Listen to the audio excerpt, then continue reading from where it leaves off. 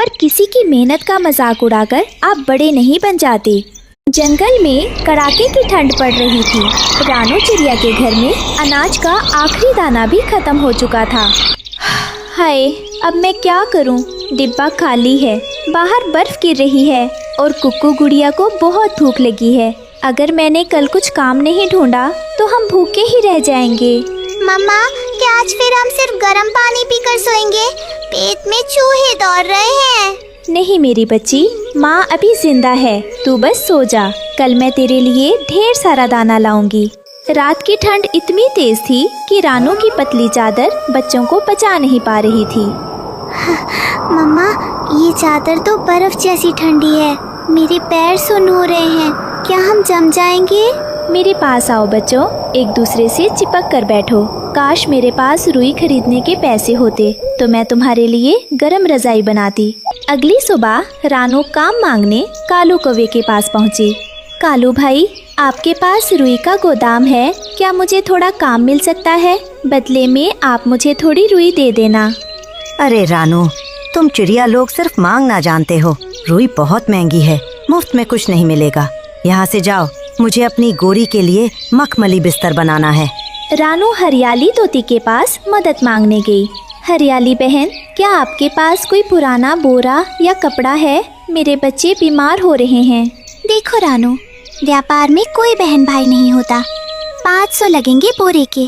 पैसे नहीं है तो रास्ता नापो, कीचड़ में सो जाओ, वहाँ मुफ्त में जगह मिलेगी। सब तरफ से दुत्कार पाकर रानू अपने सूखे खेत में जाकर रोने लगी। हे भगवान, तूने माँ बनाया तो ये दुख सहने की शक्ति भी दे। कोई मेरी मदद नहीं कर रहा, अब मैं अपने बच्चों को कैसे बचाऊं? तभी रानू का हाथ खेत की सूखी और लंबी घास पर पड़ा। अरे, ये सूखी घास तो धूप में कितनी गर्म लग रही है। अगर मैं इसे इकट्ठा करूं तो क्या ये रुई का काम नहीं कर सकती? हाँ, मुझे कोशिश करनी चाहिए। रानू ने दिन भर मेहनत करके घास का बड़ा ढेर बनाया। बस थोड़ी और घास। रानू, तुझे थकना नहीं है। ये घास नहीं, ये तेरे बच्चों की गर्माहट है। चोंच दुख रही है पर हिम्मत नहीं हारनी है। रानू घास घर ले आई पर एक नई समस्या सामने आ गई। मम्मा, ये तो सुई की तरह चुभ रही है। इसमें तो हम सो ही नहीं सकते। धैर्य रखो बेटा, माँ कुछ और सोचती है। ये घास बेकार नहीं जाएगी। रानू ने अपनी माँ का पुराना मलमल का दुपट्टा निकाला। अगर मैं इस घास को चोंच से बारीक कुतर दूं और इस कपड़े के अंदर भर दूं तो ये चुभेगी नहीं। हाँ, यही रास्ता है। रानू पूरी रात जाकर घास को बारीक काटती रही और कपड़े में भरती रही। बस थोड़ा सा और सीना बाकी है। ये देखो कितनी नरम और फूली हुई रजाई बनी है, रुई से भी अच्छी। सुबह जब बच्चों ने रजाई ओढ़ी तो उनके चेहरे खिल गए। वाह मम्मा, ये तो बादलों जैसी नरम है। अब मुझे बिल्कुल ठंड नहीं लग रही। आप सबसे अच्छी मम्मा हो। अब हम ऐसी और रजाइयाँ बनाएंगे और पूरे जंगल को ठंड से बचाएंगे। रानू ने बाजार में घास की रजाई बेचना शुरू किया। रजाई ले लो, गरम रजाई, कड़कड़ाती ठंड से बचने का सस्ता और पक्का इंतजाम। घास और भूसे की नरम रजाई ले लो। अरे ओ रानू, ये क्या तमाशा लगा रखा है? बाजार की नाक तटवाएगी क्या?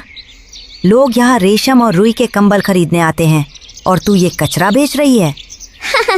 सही कहा कालू जी। देखो तो, ये चिड़िया घास फूस बेचकर अब अमीर बनना चाहती है। रानू, तुझे क्या लगा था लोग इतने बेवकूफ हैं कि रुई छोड़कर तेरी ये चुभने वाली घास खरीदेंगे? इसे रजाई नहीं, चूहे का घर कहते हैं। बहन गोरी, ये कचरा नहीं है। मैंने अपनी रातों की नींद और अपनी चोंच की मेहनत से इसे बनाया है। ये सिर्फ घास नहीं है, इसमें एक माँ की ममता, मेहनत और ईमानदारी की गर्माहट है। एक बार इस्तेमाल करके तो देखो, रुई को भूल जाओगी। अरे चुप कर, बड़ी आई मेहनत वाली। मेहनत तो हम करते हैं जो दूर दराज के जंगलों से महंगी रुई मंगवाते हैं। तेरी इस घास की रजाई को तो मैं मुफ्त में भी ना लूं। ओ भाइयों, देखो इस भिखारी चिड़िया का मजाक देखो। अब ये हमें घास में सुलाएगी। रानू, बेहतर होगा कि ये कूड़ा उठा और यहाँ से भाग जा। अपनी औकात मत भूल। तू एक मामूली चिड़िया है, कोई बड़ी व्यापारी नहीं। मजाक उड़ाना आसान है कालू भाई, मजाक उड़ाकर आप बड़े नहीं बन जाते। आज आप हंस रहे हैं, पर याद रखना जब कड़ाके की बर्फ गिरेगी तब यही घास की गर्माहट लोगों की जान बचाएगी। मुझे अपनी मेहनत पर भरोसा है। सूरज ढल रहा था, रानू की आंखों में आंसू थे, पर वो डटी रही। तभी एक बूढ़ा कबूतर जो ठंड से बुरी तरह कांप रहा था, रानू के ठेले के पास आकर रुक गया। बेटी, क्या ये रजाइयाँ सच में गर्म हैं? मेरे पास इतने पैसे नहीं हैं कि मैं कालू की दुकान से रुई का कंबल खरीद सकूं। मेरी पत्नी घर पर बीमार है और इस बर्फीली हवा ने हमारा जीना मुश्किल कर दिया है। हाँ बाबा, ये बहुत गर्म है। आप बस एक बार इसे ओढ़कर देखिए। अगर आपको आराम ना मिले तो पैसे मत दीजिएगा। जैसे ही वो रज़ाई ओढ़ता है, उसके चेहरे पर सुकून आ जाता है और उसके शरीर की थरथराहट रुक जाती है। अरे, ये तो जादू है बेटी। इतनी गर्माहट तो मैंने कभी रुई के कंबल में भी महसूस नहीं की। ये बहुत ही हल्की और बहुत ही प्यारी है। कालू कौवा दूर से चिल्लाते हुए कहता है, अरे बूढ़े बाबा, दिमाग खराब हो गया है क्या? घास के ढेर में पैसे बर्बाद कर रहे हो। कल खुजली होगी तो मेरे पास मत आना। चुप रहो कालू, तुम लोग सिर्फ चीज की चमक देखते हो, पर इस बेटी ने इसमें अपनी रूह डाली है। रानू बेटी, मुझे एक नहीं ऐसी 3 रजाइयाँ दे दो। एक मेरे लिए, एक मेरी बीमार पत्नी के लिए और एक मेरे पड़ोसी के लिए जो खुले आसमान के नीचे सोता है। ये लीजिए बाबा, ये आपके लिए मेरा उपहार है। नहीं बेटी, ये तुम्हारी मेहनत की कमाई है। लोग आज तुम पर हंस रहे हैं, पर कल यही लोग तुम्हारी दुकान पर लाइन लगाएंगे। तुम्हारी ये घास की रजाई गरीबों का सहारा बनेगी। बूढ़े कबूतर की बातें सुनकर रानू को समझ आ गया था कि उसकी जीत की शुरुआत हो चुकी है। जल्द ही रानू की रजाइयाँ पूरे जंगल में मशहूर हो गईं। कालू और गोरी रानू के पास आए। रानू बहन, हमें माफ़ कर दो। हमने तुम्हारा मजाक उड़ाया, पर आज तुम्हारी इसी घास की रजाई की वजह से करीब पक्षी बच रहे हैं। क्या हम भी तुम्हारे साथ काम कर सकते हैं? ज़रूर टालू भाई, मेहनत करने वालों के लिए मेरे यहाँ हमेशा जगह है।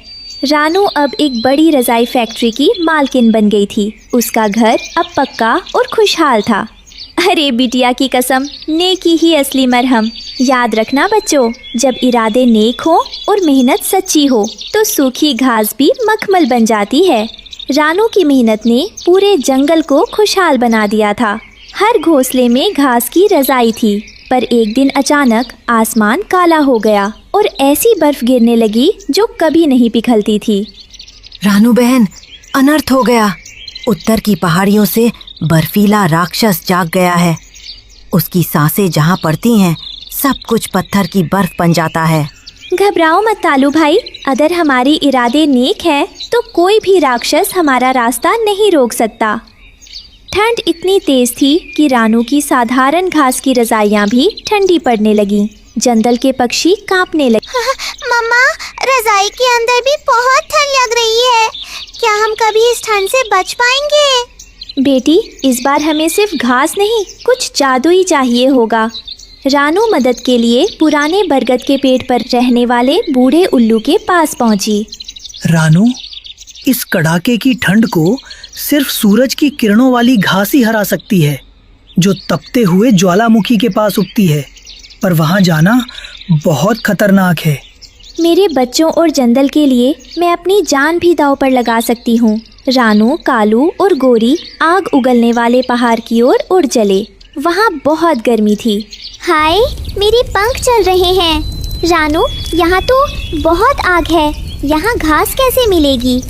देखो, वो रही वो लाल रंग की घास। वो आग में भी नहीं जलती। रानू ने वो लाल घास अपनी चोंच से काटी। उस घास को छूते ही रानू के शरीर में एक नई ऊर्जा आ गई। जल्दी चलो दोस्तों, हमें नई अग्नि रजाई बनानी होगी।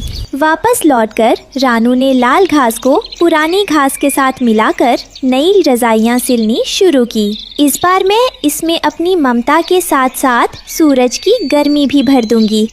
अचानक एक विशाल बर्फीला राक्षस जंगल में आ पहुंचा। उसने अपनी ठंडी फूंक मारी, जिससे पेड़ जमने लगे।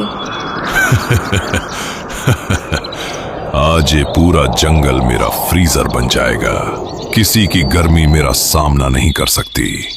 रानू ने हिम्मत की और अपनी नई अग्नि रजाई लेकर राक्षस के सामने उड़ गई। ये रजाई ओढ़कर देखो राक्षस, इसमें नफरत की बर्फ पिघलाने वाली प्यार की गर्मी है। रानू राक्षस के ऊपर बड़ी सी जादुई रजाई डाल देती है। जैसे ही रजाई ने राक्षस को छुआ, उसकी बर्फ पिघलने लगी। वो चिल्लाने लगा और देखते ही देखते पानी बन गया। नहीं, ये कैसी गर्मी है? ये रुई नहीं, ये तो ममता की आग है। राक्षस गायब हो जाता है और उस जगह एक मीठे पानी की नदी बहने लगती है। राक्षस के जाते ही सूरज निकल आया। रानू ने साबित कर दिया कि नेकी की गर्मी दुनिया की सबसे बड़ी ठंड को भी हरा सकती है।